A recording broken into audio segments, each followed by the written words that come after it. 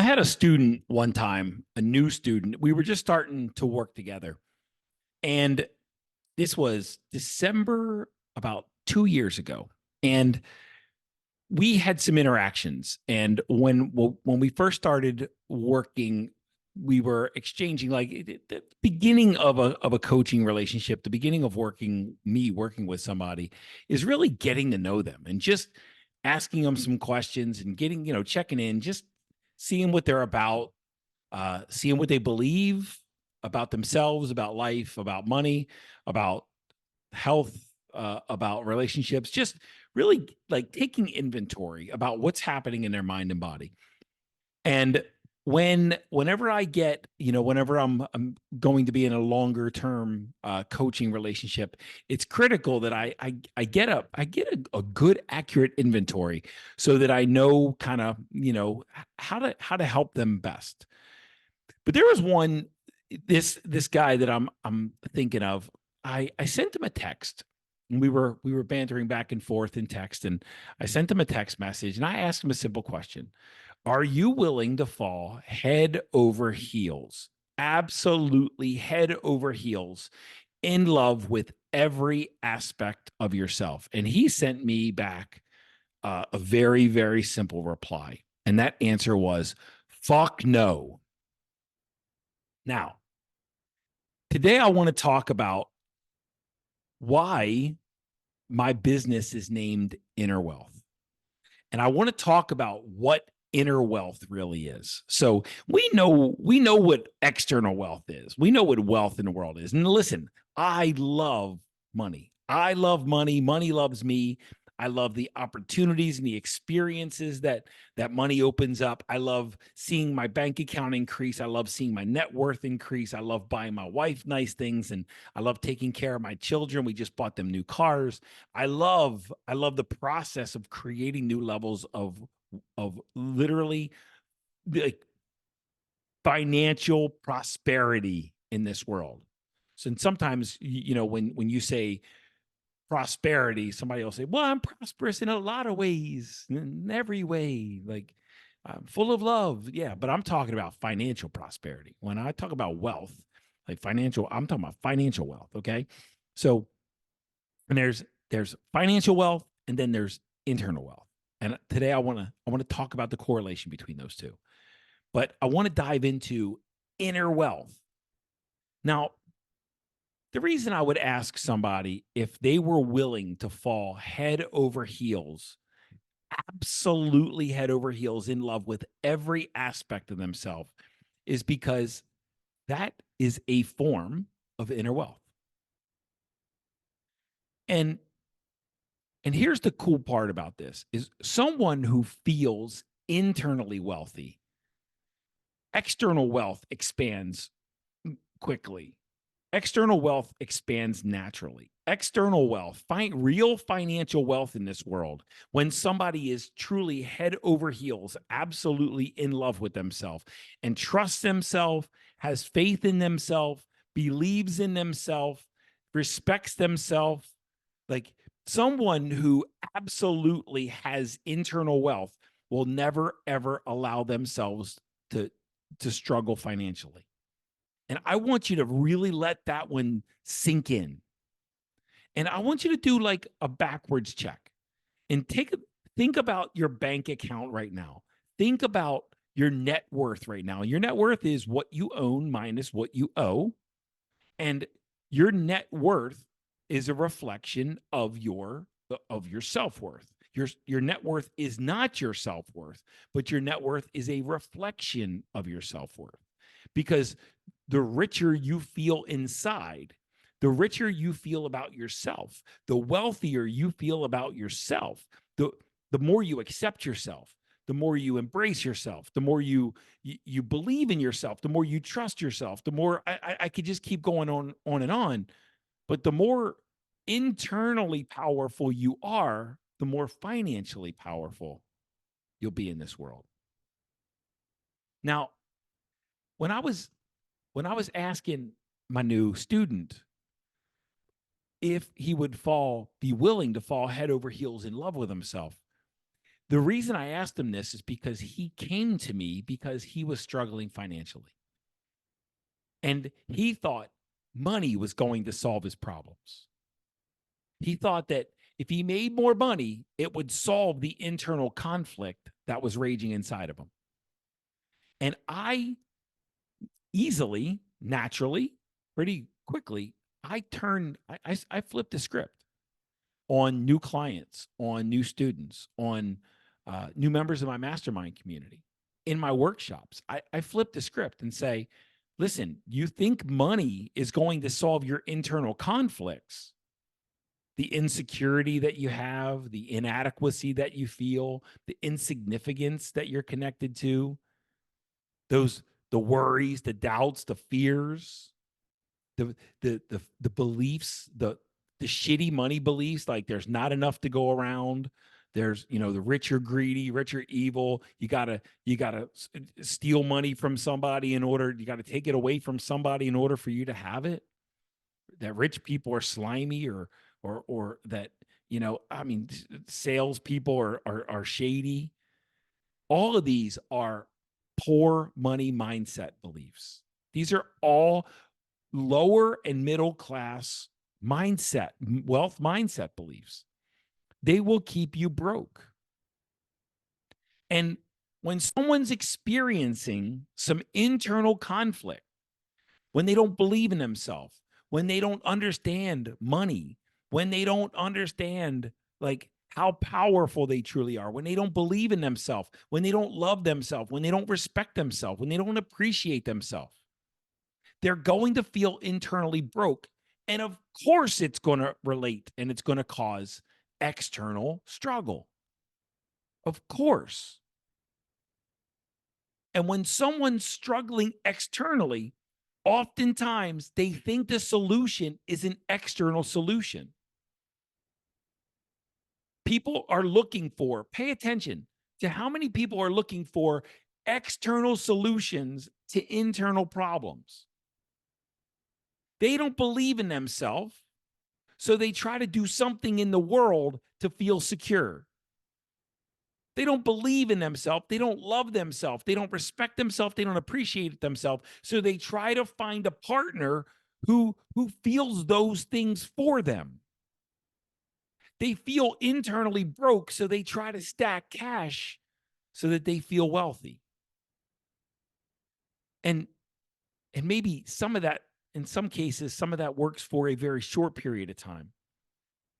But it only works for a limited time. It's finite. Have you ever set a goal, accomplished the goal, felt accomplished, and then 5 seconds later, it was all gone and you were on to moving the target?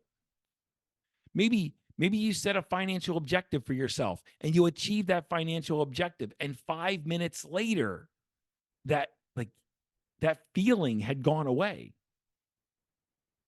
because nothing outside of you can fix internal conflicts.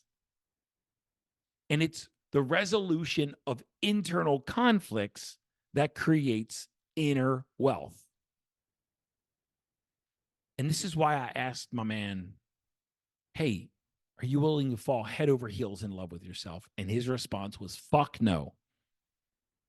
This guy had been taught since he was a very young guy, and I got to work with him for quite a while. And we unpacked a lot and we resolved a lot. And he's in a completely different space right now. But I got to dive really deep into what he believed about himself. And he was taught from a very, very young age not to appreciate himself, not to, like, that there was something wrong with him, that he was broken in some way, he was damaged in some way. He didn't feel loved. He didn't feel appreciated. He didn't feel wanted. And these internal stories, these beliefs that he had accumulated over a period of time, they were literally robbing him of his soul. And the scarcity that he was experiencing in his life wasn't because he couldn't make money. It's because he didn't believe in himself. He didn't feel valuable. He didn't feel worthy. He didn't feel deserving of of the money that he needed in his life to stay financially afloat. And he thought the answer to not feeling worthy and deserving and talented, the answer in his mind was obvious: get more money. But the first order of business that we needed to tend to was I needed to understand the stories in his mind, the stories in his body, the experience in his life, the experiences in his life that was causing the financial scarcity to begin with. And once we understood the financial or the stories and the beliefs and the experiences that were causing the financial scarcity, now we had something to work with. When we started unpacking what was driving this, it was because he didn't believe he could do what he really wanted to do and be successful. He didn't believe in himself. He didn't believe that he was valuable, that he was talented. He didn't have confidence in himself that he could succeed through his passion as he is in the desires that he held for himself. He didn't believe in himself enough to immerse himself in that. And when we were doing our work together, he was trying to build a business that he hated. And he kept trying to get me to like guilt and shame him into action to do more work in the business that he hated. Meanwhile, he kept talking about this other thing that he loved. And I continued to bring his attention back to the thing that he loved, but he kept putting his focus and his attention back on the thing that he hated, like trying to get him, like guilting and shaming himself, almost trying to get me to guilt and shame him to take more action in that space that he didn't want to be in, so that to hold him accountable for taking action to do the thing he didn't want to do for the outcome that he thought he needed to fix the external circumstance that he thought was causing the internal conflict. When the real problem was he didn't believe in himself. The real problem was he didn't love himself. The real problem was he didn't respect himself. The real problem was he didn't think that he could do what he wanted to do and be who he wanted to be in this world and still succeed. So he served himself up and he sacrificed himself up and he put himself in positions he didn't want to be for an outcome he thought he needed to be okay in circumstances that were being driven by a lack of belief in himself. And when I asked him if he was willing to believe in himself, his answer was fuck no. After we did a period of work together, and I started to help him understand that you can never guilt and shame yourself. You can never reject yourself into higher states of wealth and success and freedom and happiness. You can only love and accept yourself and appreciate yourself into higher states of wealth and health and success and love and freedom. When you pile on yourself, when you talk shitty thoughts to yourself, when you guilt and shame yourself, when you internally punish yourself, you are not doing yourself a service. You are using negative motivation to drive external circumstances when the need for negative motivation is the fucking problem. And you believe that punishing yourself is going to create circumstances that will take away the need to punish yourself. Listen to me, it doesn't make sense. The need to punish yourself internally is caused by internal conflict. And that internal conflict is internal scarcity. It's lack of belief. It's lack of confidence in yourself. It's lack of trust in yourself. It's lack of love for yourself. It's lack of internal freedom. And most people are trying to resolve those internal conflicts through external circumstances. So they punish themselves more, which causes more damage in the hope that it'll create external circumstances that will release them from the internal conflicts that are driving the punishment to begin with. Now, if you fast forward and advance the story of my man a year, and he stepped out of our mastermind community, and he stepped out a different being than when he came in. And he held himself in a higher state of self-esteem. He held himself in a state of higher state of self-respect. He held himself in a higher state of self-dignity, of self-love. He applauded himself.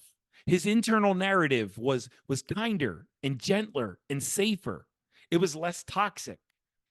It was less punishing. It wasn't, can't say it was perfect, because no one is perfect in their mind and their body, but he had more self-love, less self-punishment. He had less need to internally punish himself to create external rewards. And every time you let go of a little bit of internal conflict, it's going to be replaced by inner love. It's going to be replaced by inner respect.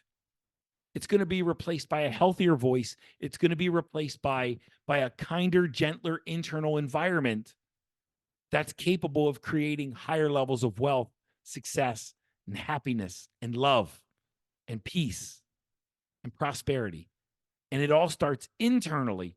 When you create these environments internally, you create these circumstances internally, you're gonna see the benefits of it externally. Never the other way around.